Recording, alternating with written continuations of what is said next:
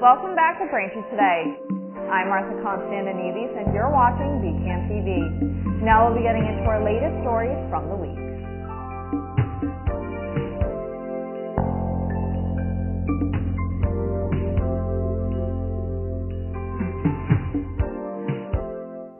Welcome back to Braintree Today. I'm Martha Konstandinidis and you're watching BCAM TV. Now we'll be getting into our latest stories from the week. Russia's investigative committee said on Sunday that it is confirmed that Yevgeny Prigozhin, founder of the mercenary group Wagner, was killed in a plane crash. Committee spokeswoman Svetlana Petrenko said in a statement that forensic testing identified all 10 bodies recovered at the site of last Wednesday's crash, but didn't offer any details as to what might have been the cause of the incident.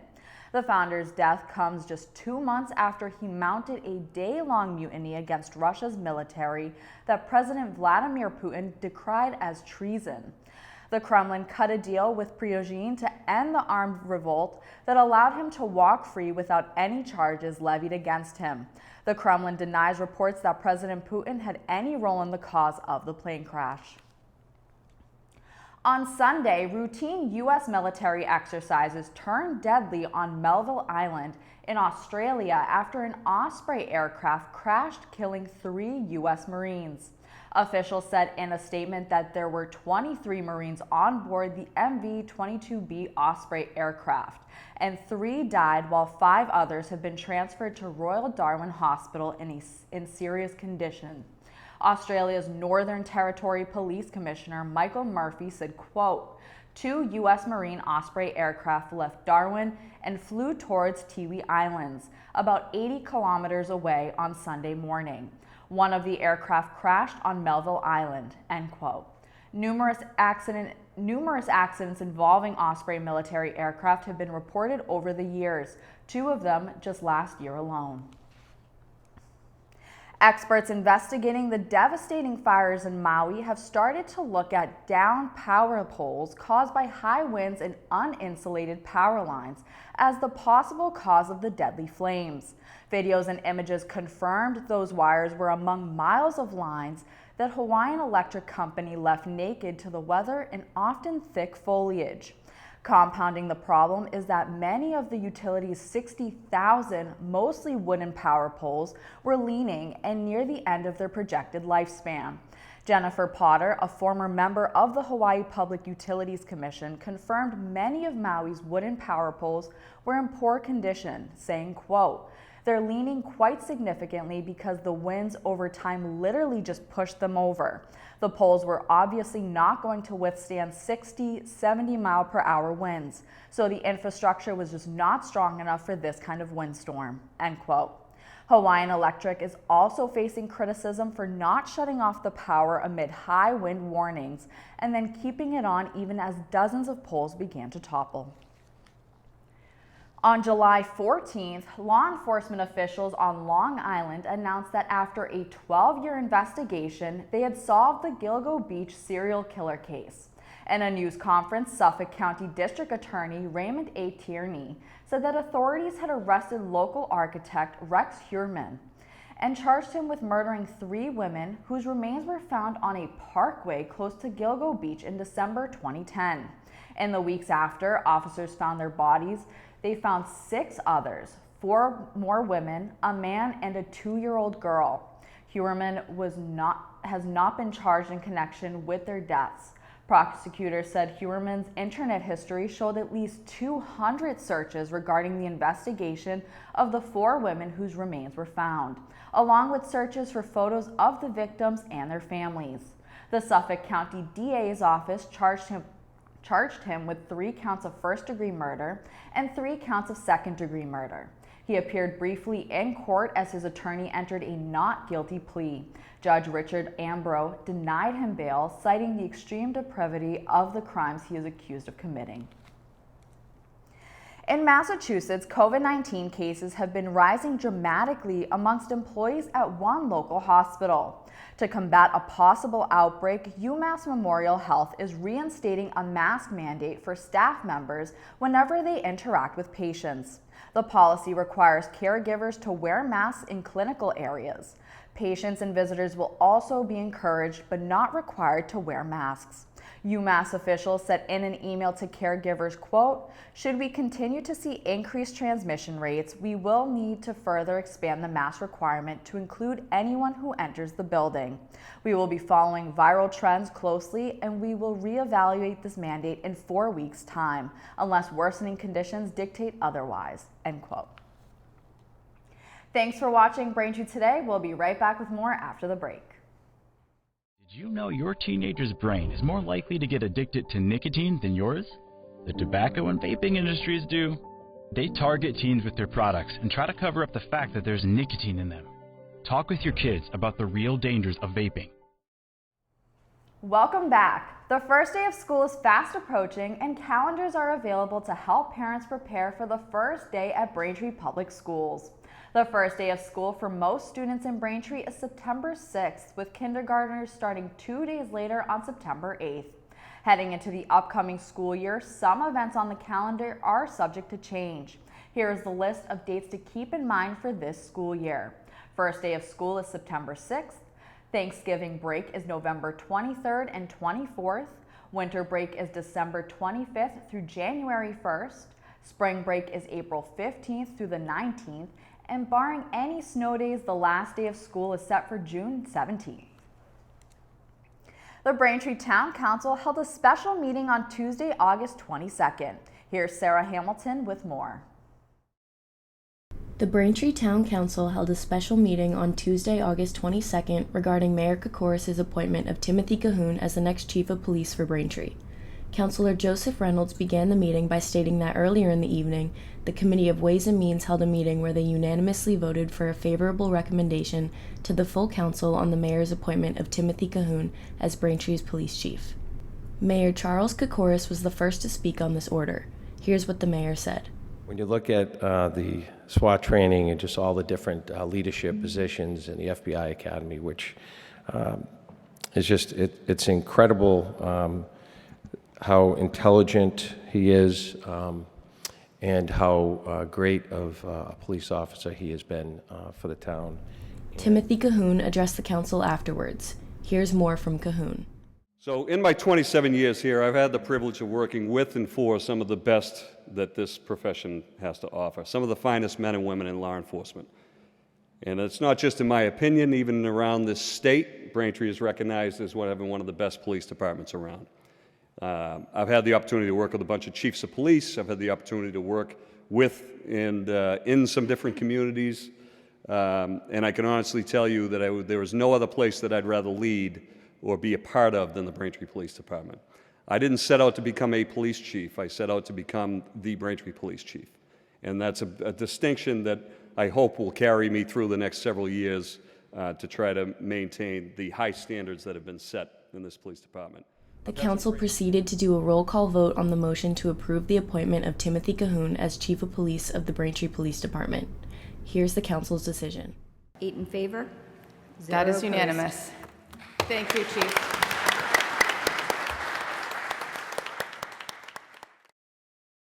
Braintree will soon be home to a new restaurant chain. California-based Dave's Hot Chicken has received approval from the Braintree Planning Board to open its 6th Massachusetts location at 30 Forbes Road, across the street from South Shore Plaza. The company expects to have the new place up and running this fall and will join Legal Seafoods and Qdoba Mexican Eats at the site. Other Dave's locations in the state include Boston, Chelmsford, Newton, Framingham, and Woburn. In addition to Braintree, the company plans to open more than a half a dozen new locations throughout the country. There will be no primary election in Braintree's 2023 local elections, meaning there's a clear picture for the mayoral race. With only 2 candidates running for mayor, the tentative town primary election scheduled for September won't be held after all. Aaron Joyce and incumbent Mayor Charles Kokoris are at this point considered the official nominees and will face off during the regular town election scheduled for November 7th. Others considering running for other elected positions can still visit the town clerk's office to get their name on the ballot. The last day to pick up nomination papers for the November 7th election is September 15th at 5 p.m. Even though the summer is winding down, it's important to keep protecting yourself from West Nile virus and Triple E that can be transmitted through mosquito bites. A few things to help you fight mosquito bites include using repellent containing DEET whenever you're outside, cover up with long sleeves and pants, avoid spending time outdoors between dusk and dawn, removing standing water so mosquitoes don't breed, and fixing any holes in your screens or windows. This September, the town of Braintree wants to remind residents of some recycling options that are coming up. For residents' convenience, textile donation containers are now located in every schoolyard and the recycling center. So save room in your trash cart by donating at one of these locations today. For appliances, mattresses, box springs, and furniture collection, call Capital Waste a few days prior to your trash day. To schedule, just call 617-569-1718 and leave a message stating what items are going to be collected, along with a complete address, phone, and regular collection day. For construction materials, pallets, stairs, fencing, toilets, doors, and windows must be disposed of by the contractor or a private construction disposal company. Habitat for Humanity takes reusable items at no charge. Thank you for watching Braintree Today on BCAM TV. We'll be right back with more stories in the area. Take steps to keep yourself and your family safe from ticks and the illnesses they can cause. Use EPA-approved tick repellents on your skin and clothes. Read and follow the directions. Wear light-colored clothing to make it easier to spot a crawling tick. Check for ticks on yourself, your kids, and your pets anytime you've been outdoors. Some tick bites can make you sick, but finding and removing a tick properly makes it less likely. Call your doctor if you start to feel ill or notice a rash near the bite. Play it safe when you're outdoors. Welcome back to Braintree Today. Now let's get right into more stories. Last Friday, Norfolk County District Attorney Michael Morrissey issued a public statement condemning the dissemination of false narratives and harassment of witnesses involved in the prosecution of Karen Reed.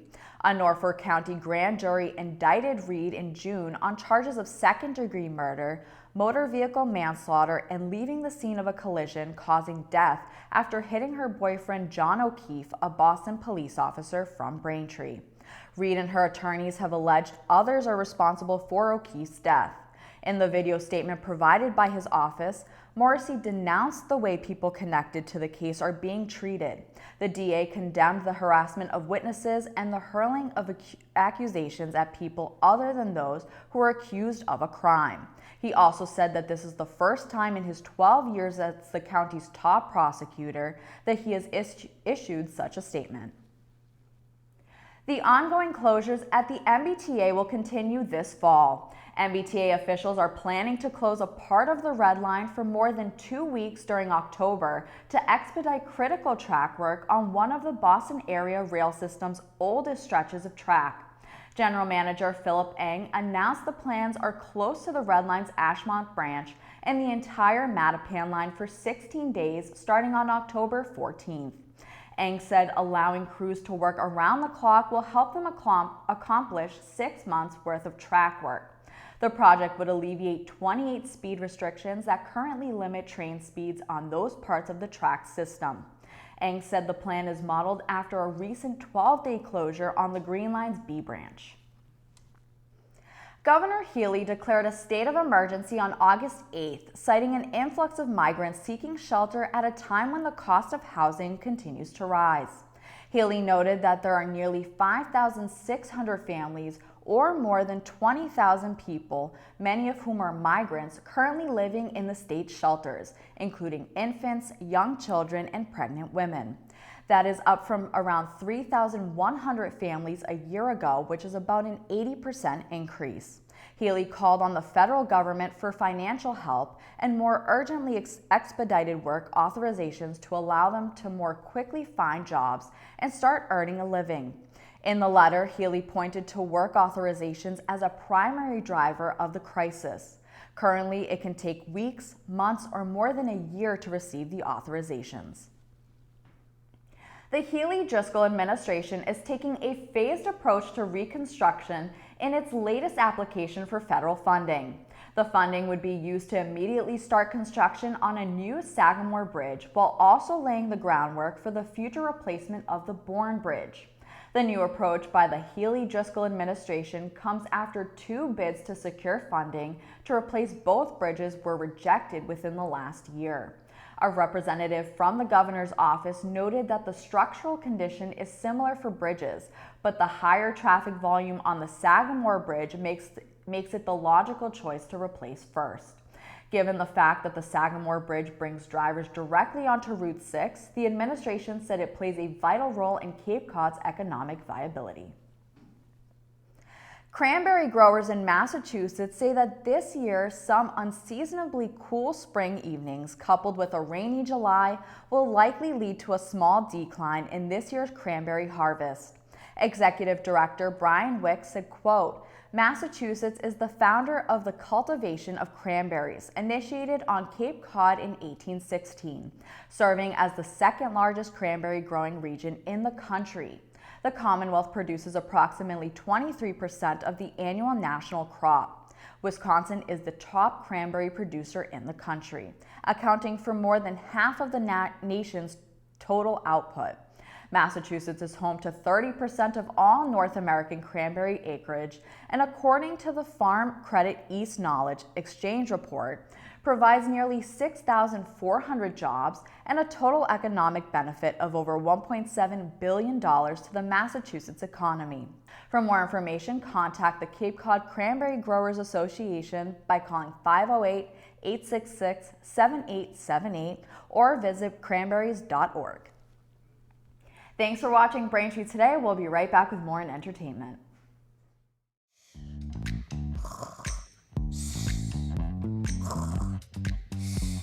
Attention! Attention! What's going on? It's summer reading time! Woohoo! Build it! Create it! Unleash it! Express it! Free it! Find your voice this summer at your library with reading programs for children, teens, and adults. Welcome back to Braintree today. Now we have some entertainment news and movies you won't want to miss. First up, Bob Barker, the longtime host of The Price is Right, has died at the age of 99. His publicist, Roger Neal, announced Barker's passing on Saturday morning at his home in Los Angeles. CBS said in a statement, quote, "We lost a beloved member of the CBS family today with the passing of Bob Barker. During his 35 years as host of The Price is Right, Bob made countless people's dreams come true and everyone feel like a winner when they were called to come on down," end quote. The current host of The Price is Right, Drew Carey, also made a statement writing, quote, "There hasn't been a day on set that I didn't think of Bob Barker and thank him. I will carry his memory in my heart forever. A longtime animal rights activist, Bob ended every broadcast with his well-known catchphrase to viewers to have your pets spayed or neutered," end quote. Now in movies, Meg 2: The Trench follows Jonas Taylor as he leads a research team on an exploratory dive into the deepest depths of the ocean. Their voyage spirals into chaos when a malevolent mining operation threatens their mission and forces them into a high-stakes battle for survival. Pitted against colossal prehistoric sharks and relentless environmental plunders, they must outrun, outsmart, and outswim their merciless predators. The film stars Jason Statham, and you can now watch Meg 2: The Trench now in theaters. Happiness for Beginners focuses on Helen Carpenter, a 32-year-old woman who went through a divorce last year. Helen's brother persuades her to sign up for a wilderness survival course, and through this experience, she discovers that you have to get lost to find yourself. The film stars Luke Grimes and Ellie Kemper. You can watch Happiness for Beginners now only on Netflix. River Wild follows Joey, who fears there could be trouble ahead after her brother invites a childhood friend with a troubled past on their whitewater rafting adventure. When they become stranded in raging rapids, the thrill-seeking trip quickly turns into a desperate fight for survival as someone seems intent on sabotage to ensure shocking secrets stay buried. The film stars Leighton Meester and Adam Brody. You can watch River Wild now only on Netflix. That'll do it for news today. I'm Martha Konstandinidis, and thank you for watching Braintree Today on BCAM TV. Stay safe, and we'll see you next time.